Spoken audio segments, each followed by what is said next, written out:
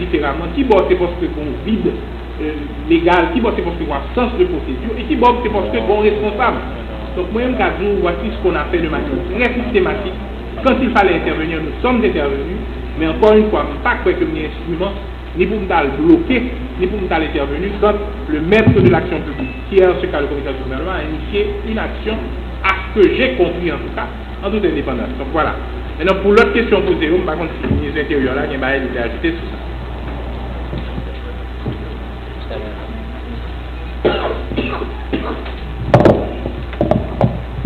Monsieur le Président, Messieurs les membres du bureau, Messieurs les membres, les honorables membres du Parlement, je voudrais d'abord, in limine litis, prendre une minute pour vous dire que le futur d'Haïti dépend d'une bonne gouvernance.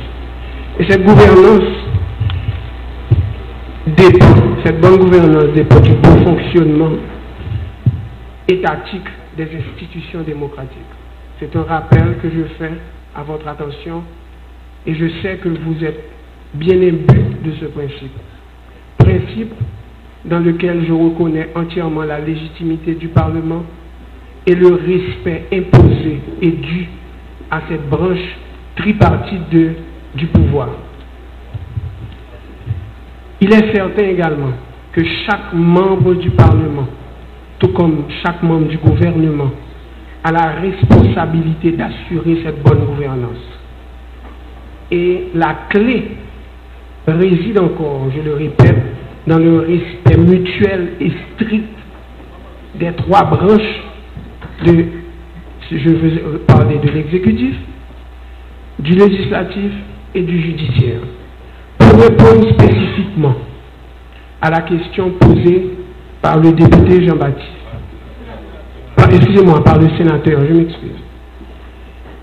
La question posée a d'abord été qu'en tant que membre du CSPN, avais-je fait, en ma qualité de ministre de l'Intérieur, des efforts pour empêcher le déploiement de policiers et de la MINUSTA. Le même sénateur a lui-même répondu en ce qui concerne la deuxième branche, puisqu'il a bien dit que la MINUSTA ne relevait pas de mes compétences. Donc je ne vais pas m'étendre sur la question, dont la réponse a été portée INSEE. Par contre, s'agissant des policiers, je vais me référer à la question préalable qui avait été faite au directeur général de la police et à la réponse qu'il vous a fournie. Savoir qu'en vertu de la directive 25, il est le seul habilité à déployer les forces et unités spéciales de la police. Je ne saurais donc, en tant que membre du CSPN, prendre cette initiative. La deuxième question, et qui pour moi est importante, il a parlé du président de la République en disant qu'il s'était lavé les mains comme Ponce Pilate. Le président de la République est membre et chef de l'exécutif. L'exécutif, en vertu de la séparation des trois pouvoirs, n'a aucune influence sur le législatif et encore moins sur le judiciaire. Comme vous l'a dit le Premier ministre, le maître de l'action publique est le commissaire du gouvernement. S'il y a quelqu'un qui est capable d'initier une action, c'est le procureur de la République. Certainement pas un membre de l'exécutif, certainement pas quelqu'un d'autre. Voilà les réponses que je voulais apporter. Je vous remercie de m'avoir permis de m'exprimer. Merci.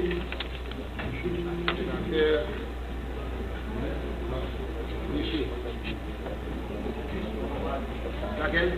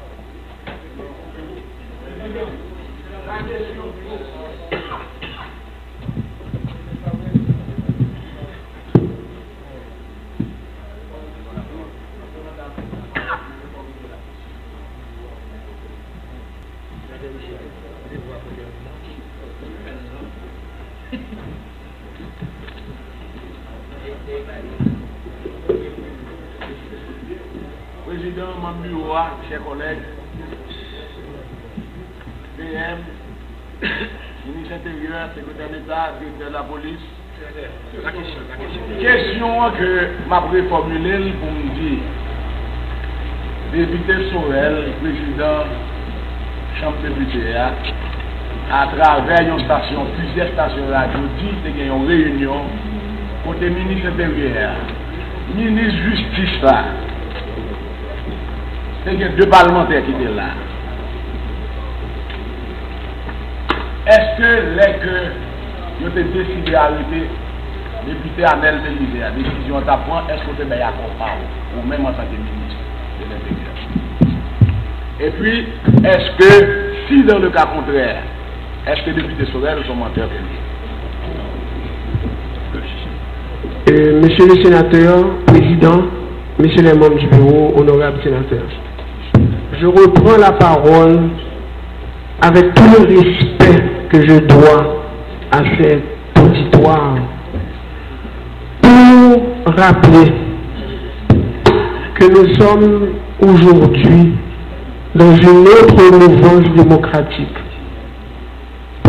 Le ministère de l'Intérieur d'antan, où les décisions se prenaient de faire des arrestations, de bastonner les gens, de faire des abus, n'est plus à la page, n'est plus de mise. Nous sommes à une autre époque et dans une autre mouvance. Aujourd'hui, le ministère de l'Intérieur, que j'ai l'honneur de diriger, s'occupe des collectivités territoriales qui sont, comme vous le savez tous, le développement de l'arrière-pays. Le ministère de l'Intérieur a aussi, dans sa feuille de route, la direction de l'immigration et de l'immigration et s'occupe de la gestion des étrangers sur le territoire avec soit les permis de séjour, soit les passeports pour ses ressortissants.